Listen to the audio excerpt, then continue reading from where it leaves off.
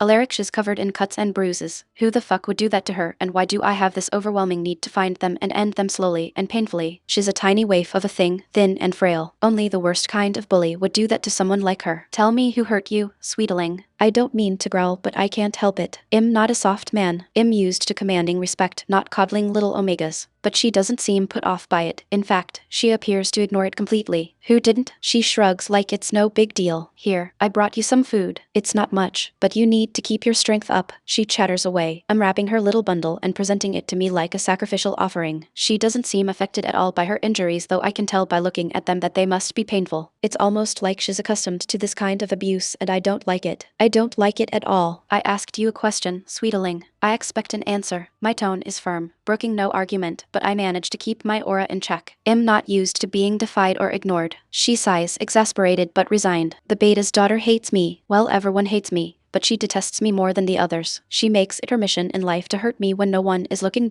And her friends are all too willing to join in on the fun. Today was just worse than usual. Now, let me check the nasty bump on your head. That can wait. Tell me why you say everyone hates you. It's clear by her rundown little shandy and the lack of food in her pantry that she's not well cared for by the pack. It's inexcusable, and I want to know why. I don't have a wolf. She looks away when she answers, her face coloring with shame. I'm an embarrassment to them. I see. I keep my expression neutral, but inside, I'm enraged. I knew the moment I met her she didn't have a wolf. Being wolfless is an anomaly, but it happens sometimes. There is nothing shameful about it. Any good alpha would care for all members of his pack equally. My wolf rumbles unhappily, pushing me to comfort her, but I don't want her to get attached. We haven't even exchanged names yet, and it's better that way. I can't stay here long. And the beta's daughter. What is her problem? I press for more information, not out of concern for her, but because anything she reveals could be beneficial to my mission. At least that's what I tell myself. She doesn't like that the alpha's son, Cassius, is nice to me. She's decided he belongs to her and wants me to stay away from him. She thinks I'm trying to seduce him or something.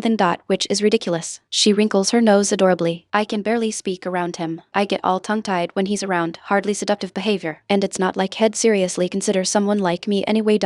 I mumble. You don't seem to have a problem talking to me. You're easy to talk to and a good listener. She rattles on, not missing a beat. Anyway, Daphne is as psychotic as they come, and unfortunately, I'm in her line of fire. Maybe it would be prudent to steer clear of the alpha son if that's a trigger for her. I suggest the obvious, but this little spitfire isn't having it. Absolutely not. He's the only person in this pack that's ever been kind to me, and I won't repay him by avoiding him to save my own skin. She snaps. Besides, spending time with him, however short it may be, is the highlight of my day. And he's very nice to look at. I have to hold back the snarl, threatening to escape at her words. Why should it bother me if she has no sense of self-preservation? Wasting her time on a man like Cassius Sloane. From what I know of the man, he's no good for her, but it's not my place to tell her so. Oh, guess what? She exclaims without waiting for an actual guess. Tomorrow is the big contest to determine who the new chief Omega for the Packhouse will be! I'm going to compete. If I'm chosen, I'd get to work inside every day instead of out in the fields in the sweltering heat. But the best part is, I would be working closely with Cassius every day to make sure everything is to his liking.